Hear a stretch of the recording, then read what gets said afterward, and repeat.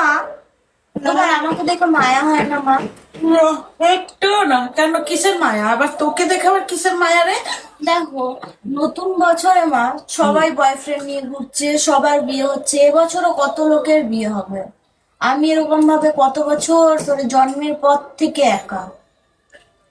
তোর কপালই ওরকম আছে, তোর একা আমি তো লেখাই আছে। জানতাম না যে আমার কপালটা এরকম হবে গাইস। বিশ্বাস করো, আমি আমার মায়ের উপর কেস করে দিতাম। আচ্ছা, আমি তো তোকে ভালোই জন্ম দিয়েছিলাম। তোকে যদি কোনো ছেলে না পাত্তা দেয় তাতে আমার কি রে ভাই, আমি কি করব? সব তোমার তোকে দোষ। তো আমি তুমি ভালো আমাকে জন্ম এরকম জন্ম দিয়েছিলাম। দিয়েছিলে কেন? এই তো 24 ঘন্টা বিয়ে ছেলে কেন করিস রে? 24টা ঘন্টা আমি তুই ভালো জন্ম দিয়েছি, তুই এরকম হয়ে গেছিস।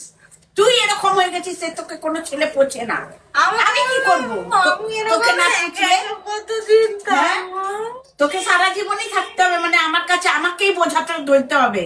তোরা শ্বশুর বাড়িও আমি ঘুমিয়ে পড়ি। হ্যাঁ, ঘুমিয়ে পড়। তোকে কোথাও যেতে হবে না, সর এখান থেকে, সর সর সর এখান থেকে।